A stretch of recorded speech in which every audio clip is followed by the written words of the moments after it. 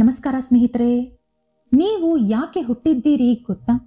ನಿಮ್ಮ ಮೊದಲ ಜನ್ಮ ಹೇಗಿತ್ತು ಎಂದು ನೀವು ಎಂದಾದರೂ ಯೋಚಿಸಿದ್ದೀರಾ?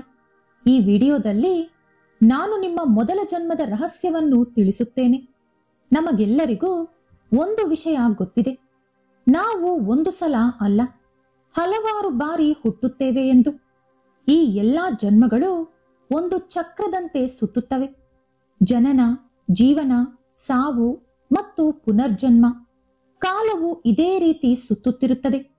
ಆದರೆ ನೀವೇ ಯೋಚಿಸಿ, ನಮ್ಮ ಆತ್ಮ ಈ ಪ್ರಯಾಣವನ್ನು ಯಾವಾಗ ಶುರು ಮಾಡಿತು?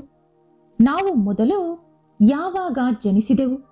ನಿಮ್ಮ ಮೊದಲ ಜನ್ಮ ಯಾವುದು? ನೀವು ಎಂದಾದರೂ ಈ ಪ್ರಶ್ನೆಗಳನ್ನು ನಿಮಗೆ ನೀವೇ ಕೇಳಿಕೊಂಡಿದ್ದೀರಾ? ಈ ವಿಡಿಯೋದಲ್ಲಿ ನಾನು ಅವುಗಳನ್ನು ವಿವರಿಸಲು ಪ್ರಯತ್ನಿಸುತ್ತೇನೆ. ನಿಮ್ಮ ಮೊದಲ ಜನನ ಯಾವಾಗ ಪ್ರಾರಂಭವಾಯಿತು? ಅದು ಏಕೆ ಪ್ರಾರಂಭವಾಯಿತು? ಎಷ್ಟು ಜನ್ಮಗಳ ನಂತರ ನೀವು ಮನುಷ್ಯನಾಗಿ ಜನಿಸಿದ್ದೀರಿ? ಜನ್ಮಗಳ ಚಕ್ರವನ್ನು ಪೂರ್ಣಗೊಳಿಸಲು ಎಷ್ಟು ವರ್ಷಗಳು ಬೇಕಾಗುತ್ತದೆ? ಮತ್ತು ನೀವು ಅನೇಕ ಜನ್ಮಗಳ ಪ್ರಯಾಣವನ್ನು ಏಕೆ ಮುಂದುವರಿಸುತ್ತಿದ್ದೀರಿ? ನಾನು ಇದನ್ನೆಲ್ಲ ಎಲ್ಲರಿಗೂ ಅರ್ಥವಾಗುವಂತೆ ಸರಳ ರೀತಿಯಲ್ಲಿ ಈ ವಿಡಿಯೋದಲ್ಲಿ ವಿವರಿಸಿದ್ದೇನೆ. ಇದುವರೆಗೂ ಇದರ ಬಗ್ಗೆ ಯಾರೂ ಕೂಡ ಯೂಟ್ಯೂಬ್ ಅಲ್ಲಿ ಹೇಳಿಲ್ಲ. ಹಾಗಾಗಿ ವಿಡಿಯೋ ಸ್ಕಿಪ್ ಮಾಡ್ದಿರಾ ಪೂರ್ತಿಯಾಗಿ ನೋಡಿ. ಆದ್ರೆ ಅದಕ್ಕೂ ಮುಂಚೆ ನೀವಿನ್ನೂ ನಮ್ಮ ಚಾನೆಲ್ ಅನ್ನು ಸಬ್ಸ್ಕ್ರೈಬ್ ಮಾಡ್ಕೊಂಡಿಲ್ಲ ಅಂದ್ರೆ ಖಂಡಿತ ಈಗಲೇ ಸಬ್ಸ್ಕ್ರೈಬ್ ಮಾಡ್ಕೊಳ್ಳಿ.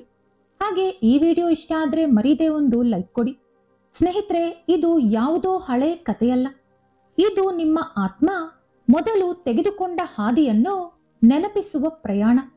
ಮೊದಲು ನೀವು ಯಾವಾಗ ಹುಟ್ಟಿದ್ದೀರಿ ಮತ್ತು ನಿಮ್ಮ ಮೊದಲ ಜನ್ಮ ಏನೆಂದು ತಿಳಿಯೋಣ. ಕಾಲ ಆರಂಭವಾಗುವ ಮೊದಲು, ಸೂರ್ಯ ಉದಯಿಸುವ ಮೊದಲು, ಭೂಮಿ ತಿರುಗಲು ಪ್ರಾರಂಭಿಸುವ ಮೊದಲು ಒಂದು ಸ್ಥಿತಿ ಇತ್ತು. ವೇದಗಳು ಅದನ್ನು ಶೂನ್ಯ ಸ್ಥಿತಿ ಎಂದು ಕರೆಯುತ್ತವೆ. ಮೊದಲ ಚಲನೆ ಪ್ರಾರಂಭವಾದದ್ದು ಅಲ್ಲೇ. ಏನಾದರೂ ಚಲಿಸಿದಾಗ ಮಾತ್ರ ಅಲ್ಲಿ ಜೀವ ಶುರುವಾಗುತ್ತದೆ. ಅದೇ ಮೊದಲ ಕಂಪನ. ಅದನ್ನೇ ವೇದಗಳು ಓಂ ಎಂದು ಕರೆಯುತ್ತವೆ. ಅದೇ ಶಬ್ದ, ಅದೇ ಉಸಿರು, ಅದುವೇ ಜೀವದ ಮೊದಲ ಪ್ರತಿಕ್ರಿಯೆ. ಓಂ ಶಬ್ದ ಎಲ್ಲಿಂದ ಬಂತು ಎಂದು ಯಾರಿಗೂ ಗೊತ್ತಿಲ್ಲ. ಆದರೆ ಅದರ ನಂತರನೇ ಮೊದಲ ಜೀವನ, ಮೊದಲ ಪ್ರಕೃತಿ, ಮೊದಲ ಬೆಳಕು, ಮೊದಲ ಜನನ ಶುರುವಾಯಿತು. ಭಗವದ್ಗೀತೆ ಹೀಗೆ ಹೇಳುತ್ತದೆ, ಮೊದಲಿಗೆ ಎಲ್ಲವೂ ಅದೃಶ್ಯವಾಗಿತ್ತು, ಅದಾದ ನಂತರವೇ ಎಲ್ಲವೂ ಕಣ್ಣಿಗೆ ಕಾಣಿಸಲು ಶುರುವಾಯಿತು ಎಂದು.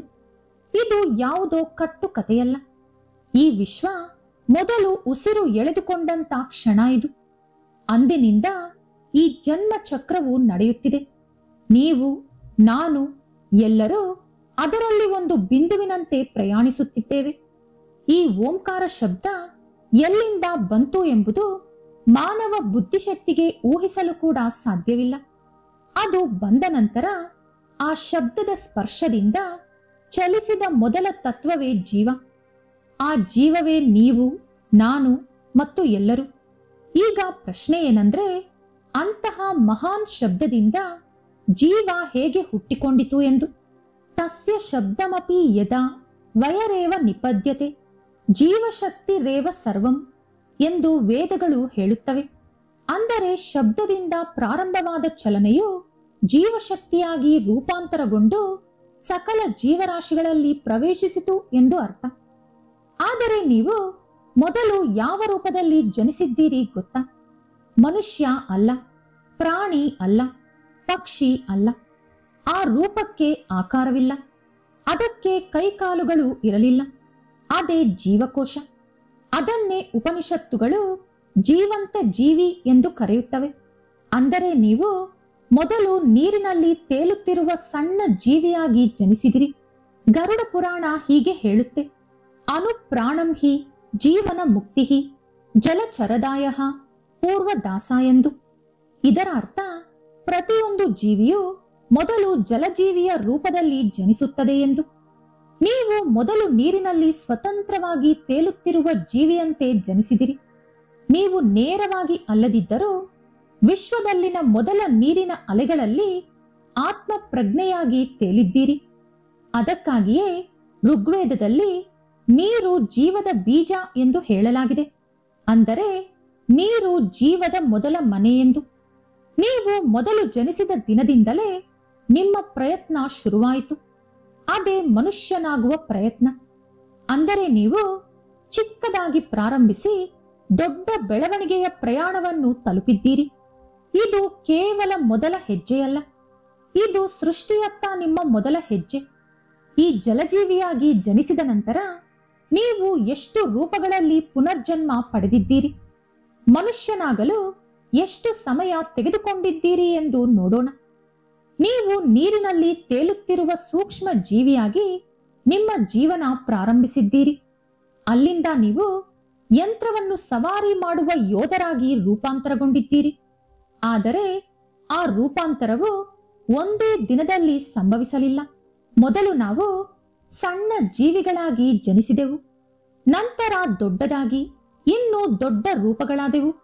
ಮೊದಲು ಜಲಚರಗಳಾಗಿ, ಅಂದರೆ ನೀರಿನಲ್ಲಿ ಹುಟ್ಟುವ ಜೀವಿಗಳಾಗಿ. ನಂತರ ನಾವು ಭೂಮಂಡಲದ ಪ್ರಾಣಿಗಳಾದೆವು, ಅಂದರೆ ಭೂಮಿಯಲ್ಲಿ ವಾಸಿಸುವ ಪ್ರಾಣಿಗಳು. ನಂತರ ಪಕ್ಷಿಗಳು, ಕೀಟಗಳು, ಹಾವುಗಳು, ಅಂತಿಮವಾಗಿ ವಾನರ ರೂಪಕ್ಕೆ ಬಂದೆವು. ಅದರ ನಂತರವೇ ಮಾನವ ರೂಪ ನಮಗೆ ಬಂದಿತು. ನಾವು ಜೀವಿಗಳಿಂದ ಪ್ರಾಣಿಗಳು, ಪಕ್ಷಿಗಳು ಮತ್ತು ಕೀಟಗಳಾಗಿ ಜನ್ಮ ಪಡೆದಿದ್ದೀವಿ. ಈ ಮಾನವ ಜನ್ಮವನ್ನು ಪಡೆಯಲು ನಾವು ನಿಸ್ಸಂದೇಹವಾಗಿ 84 ಲಕ್ಷ ಜನ್ಮಗಳನ್ನು ಪಡೆದಿದ್ದೀವಿ. ಇದು ಸಾಧಾರಣವಾದ ವಿಷಯವಲ್ಲ. ಇದು ಜೀವನದ ಒಂದು ಪ್ರಯಾಣ. ಇದು ಭೂಮಿಯಿಂದ ಪರಮಾತ್ಮನವರೆಗಿನ ನಮ್ಮ ದೀರ್ಘ ಪ್ರಯಾಣ. ಭಗವದ್ಗೀತೆಯಲ್ಲಿ ಶ್ರೀಕೃಷ್ಣ ಬಹುನಾಮ ಜನ್ಮ ನಾಮಂತೆ ಜ್ಞಾನವಾನ್ ಮಾಂ ಪ್ರಪದ್ಯೆ ಎಂದು ಹೇಳಿದ್ದಾರೆ. ಇದರ ಅರ್ಥ ಅನೇಕಾನೇಕ ಜನ್ಮಗಳ ನಂತರ ಬುದ್ಧಿವಂತ ವ್ಯಕ್ತಿ ದೇವರನ್ನು ಆಶ್ರಯಿಸುತ್ತಾನೆ ಎಂದು. ಈ ಮಾನವ ಜನ್ಮವು ನಮಗೆ ಅದೃಷ್ಟದಿಂದ ಬಂದಿಲ್ಲ. ಕೆಲ ಲಕ್ಷಾಂತರ ಜನ್ಮಗಳ ನಂತರ ನಾವು ಗಳಿಸಿಕೊಂಡಂತ ಕೊನೆ ಟಿಕೆಟ್ ಇದು. ಸ್ವಲ್ಪ ಯೋಚಿಸಿ, ನಮ್ಮನ್ನು ಮನುಷ್ಯನನ್ನಾಗಿ ಮಾಡಲು ಈ ಪ್ರಕೃತಿ ಎಷ್ಟು ಶ್ರಮಿಸಿದೆ ಎಂದು ನಿಮಗೆ ಅರ್ಥವಾಗುತ್ತೆ. ಈ ಮಾನವ ಜನ್ಮದ ನಂತರ ನಮ್ಮ ಪ್ರಯಾಣ ಮುಗಿಯುತ್ತದ? ಸ್ನೇಹಿತರೆ, ಇದು ಅಂತ್ಯ ಅಲ್ಲ, ಇದೇ ನಿಜವಾದ ಆರಂಭ. ಯಾಕಂದ್ರೆ ನಾವು ಈಗ ಮನುಷ್ಯನಾಗಿ ಹುಟ್ಟಿದ್ದೀವಿ. ಆದ್ದರಿಂದ ಇದು ಈಗಲೇ ಶುರು ಅಂತ ಹೇಳಿದೆ. ನಮ್ಮ ನಿಜವಾದ ಕರ್ಮ ಬಂಧಗಳು, ನಾವು ಈಗ ಯಾರನ್ನು ಪ್ರೀತಿಸುತ್ತೀವಿ, ಯಾರಿಂದ ಬಳಲುತ್ತಿದ್ದೀವಿ, ಯಾರನ್ನು ದ್ವೇಷಿಸುತ್ತಿದ್ದೀವಿ, ಇವೆಲ್ಲವೂ ಜನನ ಮತ್ತು ಮರಣಗಳ ಬಂಧಗಳಾಗುತ್ತವೆ. ನಾವು ನಮ್ಮ ಮನಸ್ಸಿಂದ ಯೋಚಿಸಿದ್ದೆಲ್ಲವನ್ನು ಭವಿಷ್ಯದಲ್ಲಿ ಮತ್ತೆ ನಾವೇ ಅನುಭವಿಸಬೇಕು. ಮನುಷ್ಯನಾಗಿ ಜನಿಸಿದ ನಂತರವೇ ಪ್ರೀತಿ, ದ್ವೇಷ, ಮೋಹ, ದುಃಖ ಎಲ್ಲವೂ ಕರ್ಮವಾಗುತ್ತದೆ. ಅದಕ್ಕಾಗಿಯೇ ನಾವು ಈ ಜೀವನವನ್ನು ಎಚ್ಚರಿಕೆಯಿಂದ ಕಳೆಯಬೇಕು. ನಾವು ಮಾಡುವ ಪ್ರತಿಯೊಂದು ಕ್ರಿಯೆಗೂ ನಂತರ ಫಲಿತಾಂಶ ದೊರೆಯುವಂತೆ ನಮ್ಮ ಕರ್ಮ ಕೆಲಸ ಮಾಡುತ್ತದೆ. ಈ ಸತ್ಯವನ್ನು ಅರ್ಥ ಮಾಡಿಕೊಂಡವರು ಮಾತ್ರ ಈ ಜೀವನವನ್ನು ನಿಜವಾಗಿಯೂ ಸದುಪಯೋಗ ಪಡಿಸಿಕೊಳ್ಳುತ್ತಾರೆ. ಆದರೆ ಈಗ ಈ ಎಲ್ಲಾ ಜನ್ಮಗಳ ಹರಿವು ಎಲ್ಲಿ ನಡೆಯುತ್ತಿದೆ ಎಂದು ನಾವು ತಿಳಿಯಬೇಕು. ಈ ಎಲ್ಲಾ ಜನ್ಮಗಳು ಎಲ್ಲಿ ನಡೆಯುತ್ತಿವೆ ಎಂದು ನಿಮಗೆ ತಿಳಿದರೆ ನೀವು ಶಾಕ್ ಆಗ್ತೀರಿ. ಯಾಕಂದ್ರೆ ಅದೆಲ್ಲವೂ ಒಂದೇ ಚಕ್ರದಲ್ಲಿ ಸುತ್ತುತ್ತದೆ.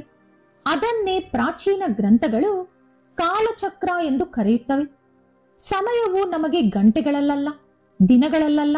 ವೇದಗಳ ಪ್ರಕಾರ ಸಮಯವನ್ನು ಬ್ರಹ್ಮನ ಉಸಿರಿನಿಂದ ಅಳೆಯಲಾಗುತ್ತದೆ. ಬ್ರಹ್ಮದೇವರಿಗೆ ಒಂದು ದಿನವು ನಮ್ಮ ಭೂಮಿಯ ಮೇಲೆ 4.32 ಬಿಲಿಯನ್ ಇಯರ್ಸ್, ಅಂದರೆ 432 ಕೋಟಿ ವರ್ಷಗಳು. ಇದನ್ನೇ ಕಲ್ಪ ಎಂದು ಕರೆಯಲಾಗುತ್ತದೆ. ಈ ಒಂದು ಕಲ್ಪದಲ್ಲಿ ಲಕ್ಷಾಂತರ ಜೀವಿಗಳು ಹುಟ್ಟುತ್ತವೆ, ಸಾಯುತ್ತವೆ ಮತ್ತು ಪುನರ್ಜನ್ಮದ ಚಕ್ರವು ಮತ್ತೆ ಶುರುವಾಗುತ್ತದೆ. ಬ್ರಹ್ಮನ ಆಯಸ್ಸು ಎಷ್ಟು ವರ್ಷಗಳು ಎಂದು ನಿಮಗೆ ತಿಳಿದಿದೆಯೇ? ಆದರೆ ಇಲ್ಲಿ ನಾವು ಈ ಒಂದು ವಿಷಯವನ್ನು ಅರ್ಥ ಮಾಡಿಕೊಳ್ಳಬೇಕು. ಬ್ರಹ್ಮ ಒಬ್ಬ ವ್ಯಕ್ತಿಯಲ್ಲ, ಬ್ರಹ್ಮ ಒಂದು ಸ್ಥಾನ. ಈ ಸ್ಥಾನಕ್ಕೆ ಒಂದು ಅವಧಿ ಇದೆ. ಆ ಅವಧಿಯ ನಂತರ ಬೇರೊಬ್ಬರು ಬಂದು ಆ ಸ್ಥಾನವನ್ನು ವಹಿಸಿಕೊಳ್ಳುತ್ತಾರೆ. ಆದರೆ ಈ ಬ್ರಹ್ಮ ಸ್ಥಾನಕ್ಕೆ ಕಾಲಮಿತಿ 100 ಬ್ರಹ್ಮ ವರ್ಷಗಳು, ಅಂದರೆ 311 ಟ್ರಿಲಿಯನ್ ಭೂವರ್ಷಗಳು, ಅಥವಾ ಹೆಚ್ಚು ಸರಳವಾಗಿ ಹೇಳುವುದಾದರೆ 31 ಲಕ್ಷ ಕೋಟಿ ವರ್ಷಗಳು. ಒಂದು ಕಾಲಚಕ್ರವನ್ನು ಪೂರ್ಣಗೊಳಿಸಲು ಇಷ್ಟು ವರ್ಷಗಳು ಬೇಕಾಗುತ್ತದೆ. ಹಾಗಾದರೆ ಈ ಕಾಲಚಕ್ರದ ಮುಂದೆ ನಾವು ಅನುಭವಿಸಿದಂತ ಪ್ರತಿಯೊಂದು ಜನ್ಮ ಎಷ್ಟು ಚಿಕ್ಕದು ಎಂದು ಊಹಿಸಿ ನೋಡಿ. ಇಷ್ಟು ಚಿಕ್ಕ ಜೀವನದಲ್ಲಿ ನಾವು ಅನುಭವಿಸಿದಂತ ಕಷ್ಟಗಳು ಎಷ್ಟು ಚಿಕ್ಕದ್ದು ಎಂದು ಯೋಚಿಸಿ. ಕೋಪ, ದ್ವೇಷ, ಪ್ರೀತಿ, ಹೆಮ್ಮೆ, ಅಸೂಯೆ, ಗರ್ವ ಇತ್ಯಾದಿ.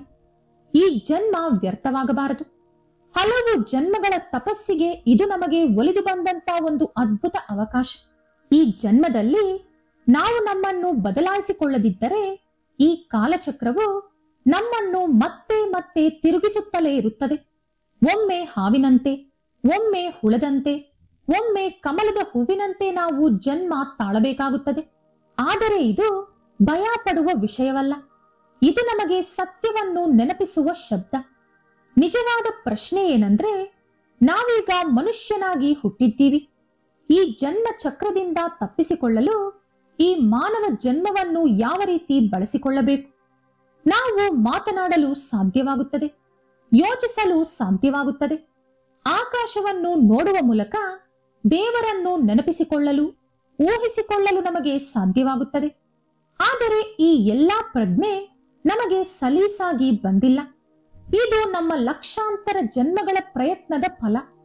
ಮಾನವೀಯತೆ, ಮುಕ್ತಿಯ ಬಯಕೆ ಮತ್ತು ಗುರುವಿನ ಆಶೀರ್ವಾದ ಇವು ಬಹಳ ವಿರಳವಾಗಿ ಒಟ್ಟಿಗೆ ಬರುತ್ತವೆ ಎಂದು ವೇದಗಳು ಹೇಳುತ್ತವೆ. ಜಲಜೀವನದಿಂದ ಮಾನವ ರೂಪಕ್ಕೆ ನಮ್ಮ ಪ್ರಯಾಣ ಈಗ ಬಂದಿದೆ. ಇದು ನಮ್ಮ ಮೊದಲ ನಿಜವಾದ ಅವಕಾಶ.